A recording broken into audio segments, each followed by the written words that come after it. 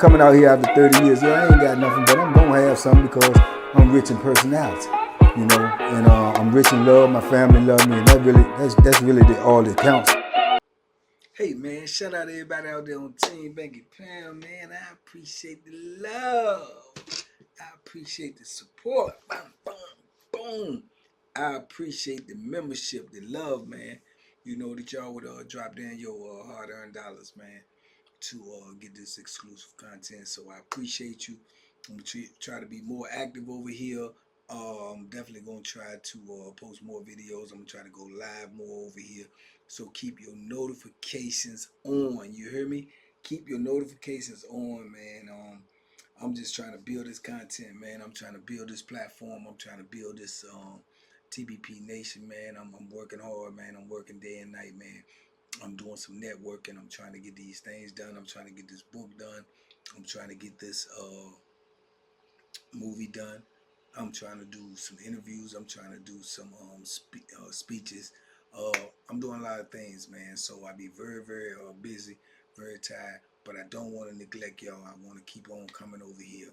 I may start doing the late night chat over here because they pump faking in the late night chat. So I may just do it over here. So y'all keep it locked in. Keep your notifications on. Tell a friend to tell a friend. You can tell them to get the membership, but you just ain't got to tell them what's going on. Because if they ain't want to get over here, if they wanted to be here, they'll be here. You dig what I'm saying? So it is what it is, man. So I just wanted to make this video with y'all right quick. Update y'all. Let y'all know what's going on. This, that, and the third. But listen, man. I heard somebody say in the chat this morning, somebody said something about soft Peter, but it's called salt Peter, but they call it soft Peter. And this is some crazy stuff. This is what they do in prison, man. They had this thing called soft Peter, right?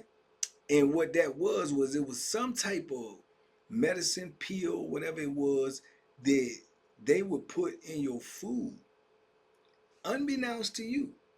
You know, unauthorized by you. They would put this in your food to make sure that you didn't get an erection, because they would use the facade that because there's a bunch of men in there, they wanted to try to cut down on the sexual assaults, this, that, and the third, by taking a man's, testosterone. Yeah, this is crazy, ain't it? So they didn't want a man to get erection and get aroused and be wanting to participate in that type of activity. But the truth of the matter is, I think they was doing it all because they didn't want dudes, getting turned on by these female COs, these female nurses, these female secretaries, right? So they would do this type of stuff, man, which if you ask me, that's illegal, man. And that's crazy. You're giving a person medication that they didn't ask for, medication that they didn't been authorized to take. Is insane if you really ask me. But like I say, when you locked up, you ain't got no say so in nothing. They do what they want to do. You just a body in there. You just a person, and they can do what they want to do with you.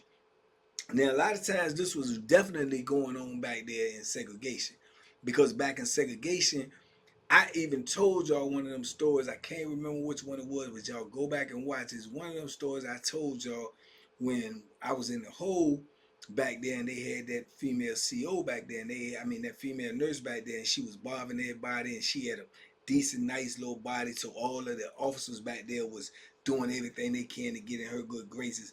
And from what I heard, she was making sure all of them was happy.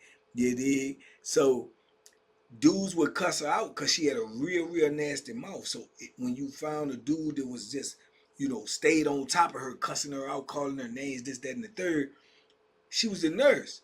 If he took medication, or even if he didn't, they would put it in his food. If he took medication, they would put it in his medication. So then when she came around, he would sleep. He was relaxed. He was calm, and he wouldn't cuss her out and embarrass her and make her feel like, like what she was in front of the rest of the block.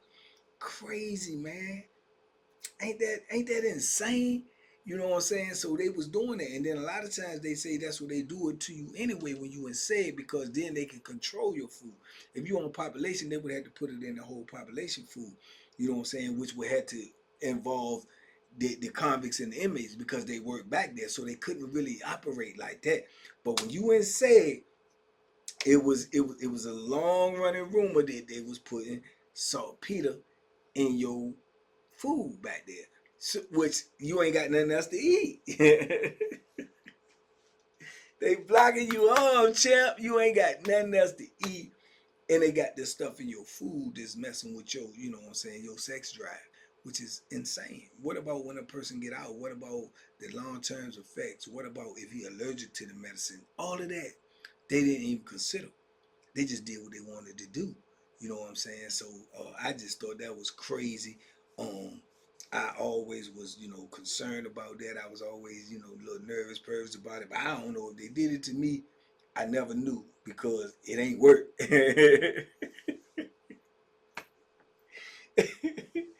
When you been locked up as long as I was, it ain't work. You know what I'm saying? So I don't know.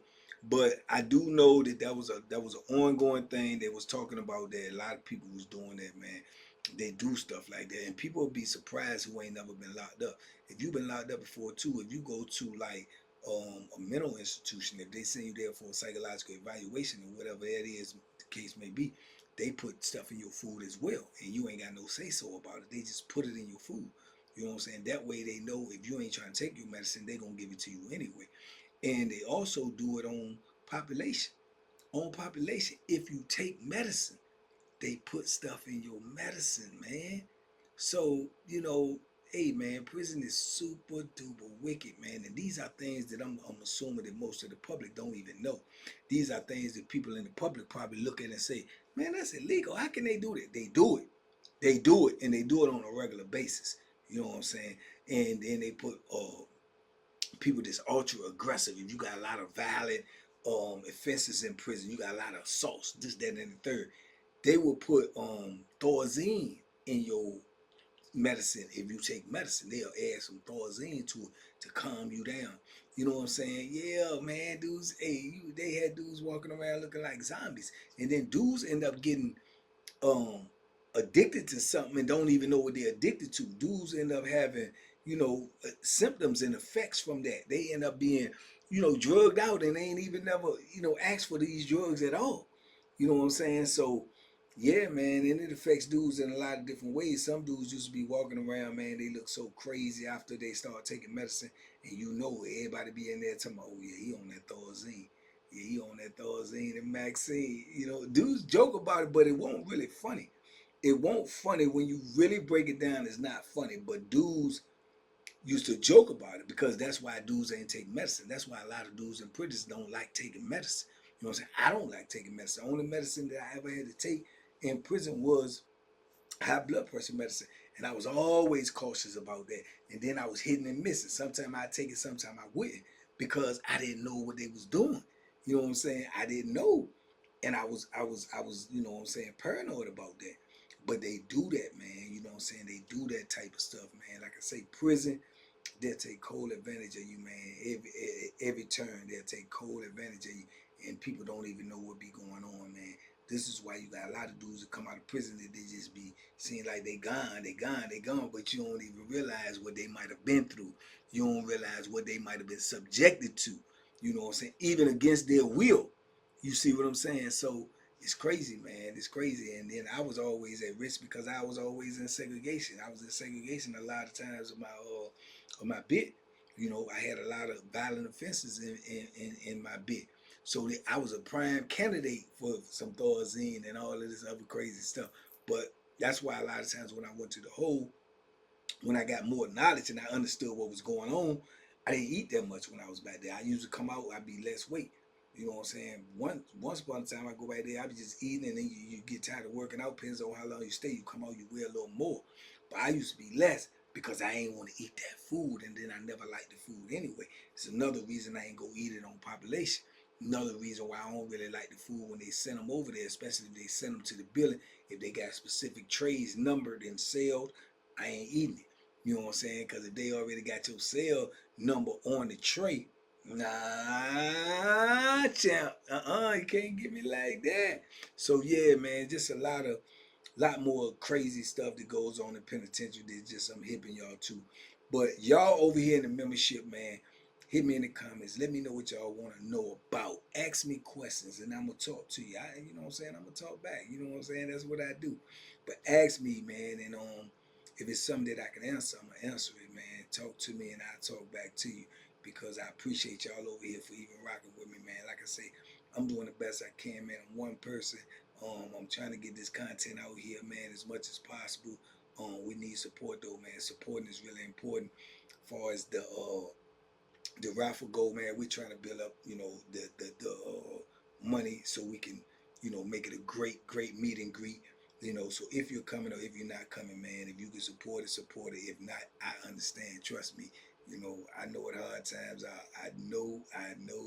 Trust me, I know. But it is what it is, man. But I just wanted to let y'all know I appreciate y'all. I just wanted to send this out to y'all right fast. Big love to everybody out there on TBP Nation. Big love to all you members, man. Let's go, let's get it, man. 2025, man, I'm gonna try to make it the best year ever that we had. I'm gonna be working, I'm gonna be pushing positive energy all the way through. I'm gonna be trying to make everything that's possible happen. So y'all stay locked in, stay with me. I appreciate y'all. Y'all be safe, be smart, make good decisions, man. And duck them hooks. Duck them hooks, man. I'm gonna go listen to Maxwell now, man. Go and get in the shower. Go and listen to Maxwell. See if he can blow like he blow on the record, man. Y'all know what it is. Peace, man. Bye.